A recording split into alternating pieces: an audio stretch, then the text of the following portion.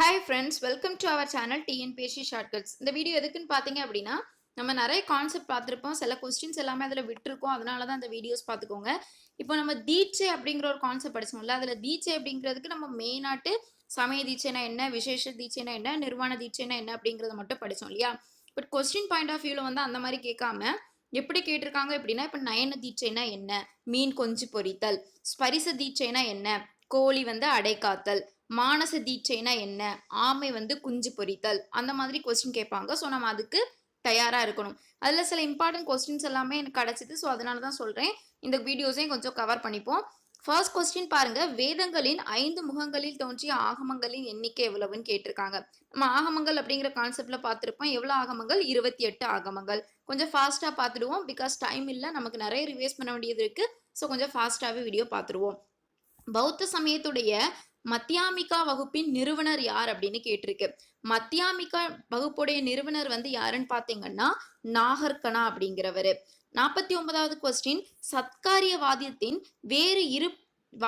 இரு வேறு வகைகள் என்ன அப்படின்னு கேட்டா, சத்காரியவாதத்துடைய இரு வேறு வகைகள் என்னன்னு கேட்டா பரிணாமவாதமும் விவர்த்தவாதம். 50வது கொஸ்டின், ராமேஸ்வரத்தில் உள்ள உபதீர்த்தங்களின் எண்ணிக்கை எவ்வளவுன்னு கேட்டிருக்காங்க. ராமேஸ்வரத்துல உள்ள உபதீர்த்தங்களின் எண்ணிக்கை மொத்தம் 28. ஸ்ரீ வைணவ சம்பிரதாயத்தை நிறுவியவர் யார் அப்படின்னு கேட்டிருக்கு. ஸ்ரீ வைணவ சம்பிரதாயத்தை நிறுவியவர் நாதமுனி அவர்கள். 52வது கொஸ்டின் பாருங்க, இடமும் பெயரும் கொடுத்திருக்காங்க. காசி, பண்டரிபுரம், ஜெகநாதபுரம், குஜராத் அப்படின்னு கொடுத்திருக்கு. காசி அப்படிங்கிறது எதை சொல்லும் அப்படின்னா ராமாபாய், பண்டரிபுரம் அப்படிங்கிறது ஜனாபாய், ஜெகநாதபுரம் அப்படிங்கிறது கரும்பாய், குஜராத் அப்படிங்கிறது சீலாபாய். காசினா ராமாபாய், பண்டரிபுரம் ஜனாபாய், ஜெகநாதபுரம் கரும்பாய், குஜராத் வந்து சீலாபாய். 53வது கொஸ்டின் பாருங்க, மாவீரன் அலெக்சாண்டருடன் சம்பந்தப்பட்ட இந்து பண்டிகை எது அப்படின்னு கேட்டிருக்காங்க. மாவீரன் அலெக்சாண்டருடன் சம்பந்தப்பட்ட இந்து பண்டிகை எதுன்னு கேட்டா ரக்ஷாபந்தன். 54வது கொஸ்டின், வேத கால கடவுள்கள் அண்டத்தின் ஒழுங்கை மட்டும் அல்லாமல் வேறு பாதுகாவலராகவும் பார்க்கப்படுகின்றவை அப்படின்னு சொல்றது என்னது அப்படின்னு கேட்டிருக்காங்க. அது வந்து அறவிதி. அறவிதி அப்படின்னு சொல்லியிருக்கு. சரிங்களா?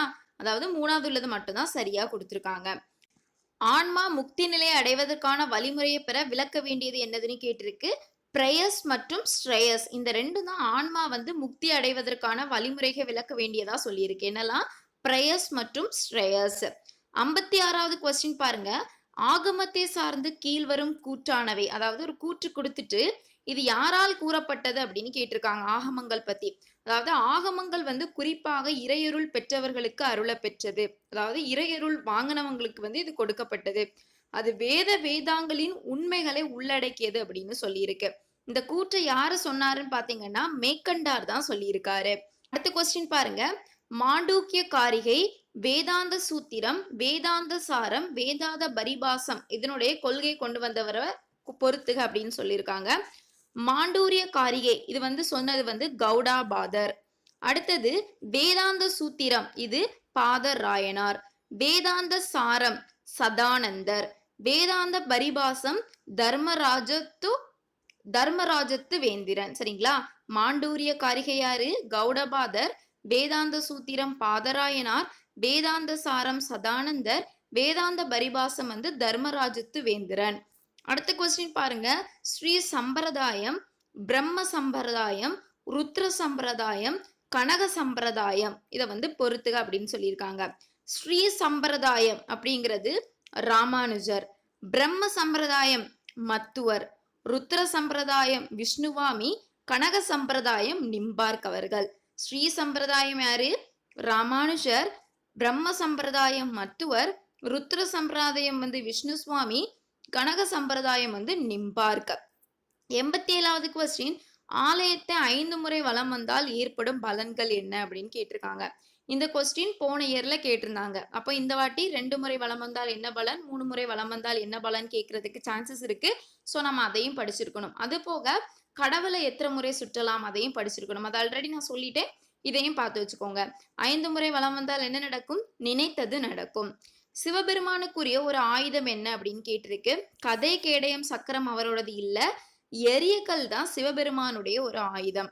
அடுத்தது இறைவனையும் இறைவனுடைய மந்திரத்தையும் கொடுத்து பொறுத்துக அப்படின்னு கொடுத்துருக்காங்க. மந்திரங்கள் அப்படிங்கிற கான்செப்ட்ல இது வரும். ஓம் நம சிவாய அப்படிங்கிறது சிவனுடைய மந்திரம். ஓம் நமோ நாராயண அப்படின்னா விஷ்ணுவுடைய மந்திரம். ஓம் உமா தேவியே நம அப்படின்னா தேவியுடைய மந்திரம். ஓம் சரவண பவாய நம அப்படிங்கிறது இறைவனுடைய மந்திரம். சரவண பவா அப்படின்னு முருகரையும் சொல்லுவாங்க. இதுல இறைவன் கொடுத்துருக்கு. ஸோ இறைவன். 90வது கொஸ்டின் பாருங்க. இதுதான் ஸ்பரிச தீக்கை, நயன தீக்கை, மனதீக்கை, வாசக தீக்கை அப்படின்னு சொல்லியிருக்கு. அதாவது மொத்தம் தீட்சை வகைகள் எவ்வளவுன்னு கேட்டா மொத்தம் எத்தனை வகைப்படும்? 7 வகைப்படும். சரிங்களா? இதுல இந்த ஸ்பரிச தீட்சை அப்படின்னு எதை சொல்லுவோம் அப்படின்னா கோழி அடைக்காக்குறது தான் என்ன சொல்லுவோம் அப்படின்னா ஸ்பரிச தீட்சை அப்படின்னு சொல்லுவோம். நயன தீட்சை அப்படின்னு எதை சொல்லுவோம் அப்படின்னா மீன் குஞ்சு பொரித்தல் தான் நயன தீட்சை அப்படின்னு சொல்லுவோம். மானச தீட்சை அப்படின்னு எதை சொல்லுவோம் அப்படின்னா ஆம குஞ்சு பொரித்தல் என்ன சொல்லுவோம்னா மானச தீட்சை அப்படின்னு சொல்லுவோம்.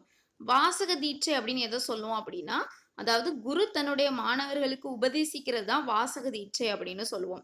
இந்த கொஸ்டின் கூட போன இயர்ல கேட்டிருந்தாங்க. ஸோ படிச்சுக்கோங்க, இம்பார்ட்டன்ட் கொஸ்டின். இதுல பாருங்க, ஸ்பரிச தீக்கைனா என்ன அப்படின்னு கேட்டிருக்காங்க. தொடுதல் தான் ஸ்பரிச தீக்கை. நயன தீக்கை அப்படின்னா பார்வை. மனை தீக்கை அதாவது மானச தீக்கை அப்படிங்கிறது வந்து நினைவை சொல்லியிருக்கு. வாசக தீட்சை அப்படின்னா உபதேசத்தை சொல்லியிருக்கு. ஸ்பரிசம் அப்படின்னா தொடுதல், நயனம் அப்படின்னா பார்வை, மனைதீக்கை அப்படின்னா நினைவு, வாசக தீக்கை அப்படின்னா உபதேசம். தேங்க்யூ ஃப்ரெண்ட்ஸ், தேங்க்யூ ஃபார் வாட்சிங் திஸ் வீடியோ. இந்த வீடியோ உங்களுக்கு பிடிச்சிருந்துச்சுன்னா லைக் பண்ணுங்க, ஷேர் பண்ணுங்க, சப்ஸ்கிரைப் பண்ணுங்க. சப்ஸ்கிரைப் பண்ணும்போது பக்கத்தில் இருக்கிற பெல் ஐக்கானை சேர்த்து கிளிக் பண்ணுங்க அப்படின்னா நான் போடுற வீடியோஸ் உங்களுக்கு உடனுக்குடன் வரும். All the best to every one. Thank you friends.